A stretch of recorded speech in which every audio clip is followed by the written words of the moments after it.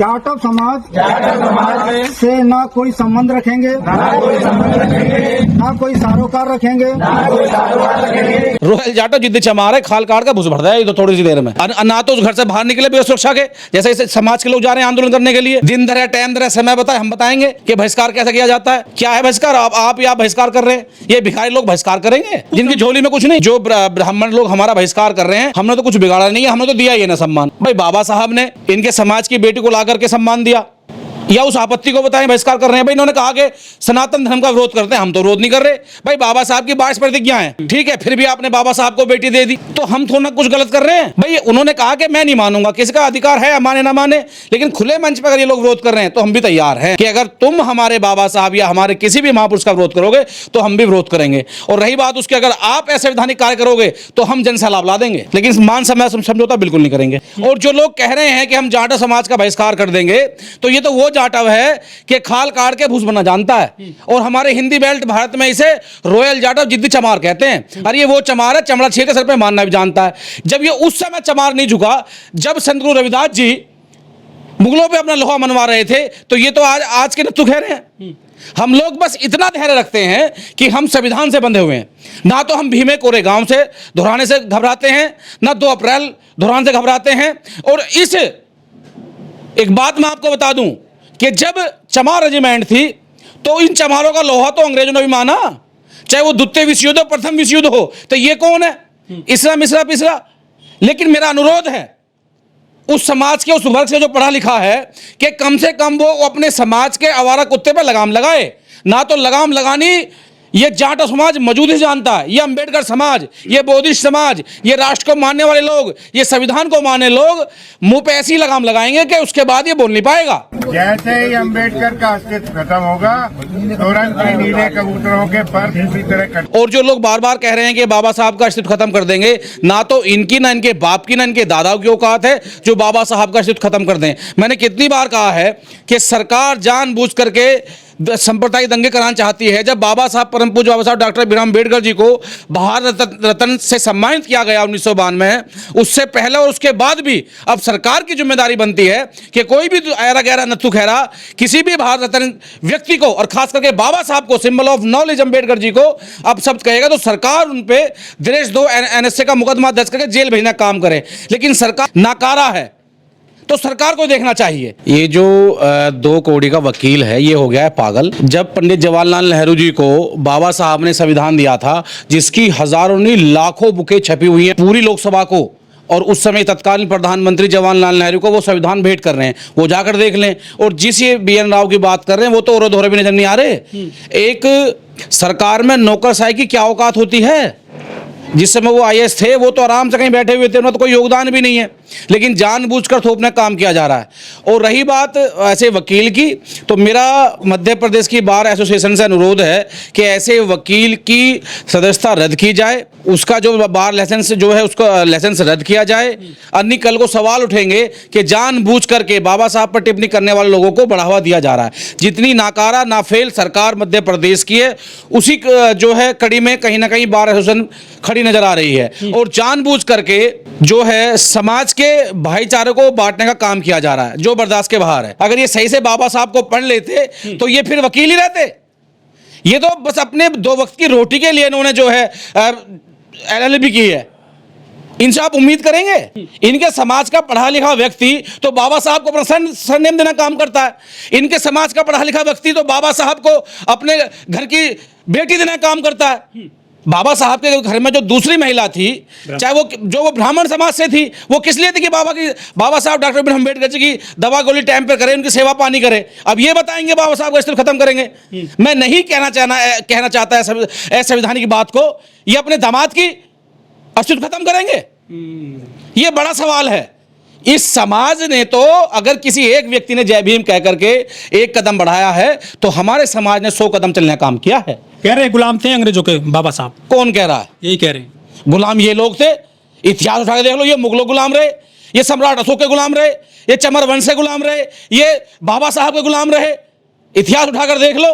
नाच न जाने आंगन टेढ़ा, 2 वक्त की रोटी के लिए LLB कर ली।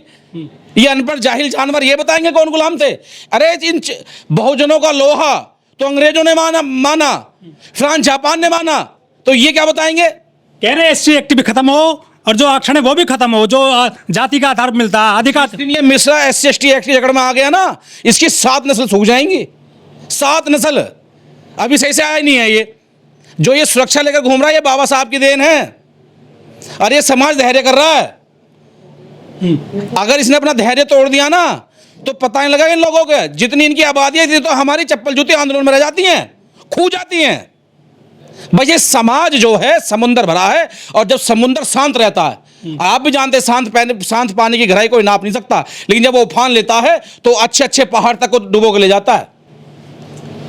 तो बस धैर्य है कि साथ सरकार की आंख खुल जाए, मध्य प्रदेश के ओबीसी मुख्यमंत्री की आंख खुल जाए, उन्हें याद आ जाए मंडल आयोग की, उन्हें याद आ जाए 1992 की कि आरक्षण के बाद इन्हें मुख्यमंत्री पद का जो लेकर बैठे हैं, कोई मौका मिला, बाबा साहब से मिला। लेकिन 1940 के दशक में ये भी जो बाबा साहब की प्रीतियां जलाते थे, संविधान की, हिंदू कोड बिल को जलाते थे, बाबा साहब का पुतला भी जलाते थे, इनके पूर्वज यही काम करते करते मर गए, लेकिन ये जो है बाबा साहब को हरा नहीं पाए आज तक। देखिए, बाबा साहब ने कहा कि अंबेडकर मूवमेंट और बाबा साहब की विचारधारा को जो जितना जो है दबाने का कुचलने का काम करेगा, वो उतनी फुलेगी। जो मध्य प्रदेश में लोग हो सकता है कहीं छूट गए हो कि परम पूज्य बाबा साहब के बारे में ज़्यादा ना जानते हो, लेकिन इस मिश्रा ने जो कंट्रोवर्सी पैदा करके, और जो अंबेडकरवादी लोग जो आज आरक्षण बाबा साहब की बात करते हैं, जो महिलाएं, जब हम आज बात करते हैं कि हिंदू कोड बिल में जब बाबा साहब ने इस्तीफा दे दिया कि अगर हिंदू कोड बिल को लागू नहीं किया गया, महिलाओं को उनके अधिकार नहीं दिए गए, तो आज जो महिला जागरूक हो रही हैं वो बाबा साहब की देन है। तो वो उन महिलाओं तक भी बाबा साहब पहुंचाने का काम किया जा रहा है। लेकिन मेरा बस सरकार से इतना अनुरोध है कि सरकार ऐसे लोगों पर क्यों लगाम नहीं लगा रही? अगर यही बात किसी और समाज ने कही होती, किसी और मजहब के बारे में, तो उसको जेल भेज दिया जाता, उसके घर पर बुलडोजर चला जाता, उसके घर की जो है 82-83 कुर्की कर दी जाती, लेकिन इस पे नहीं की जा रही।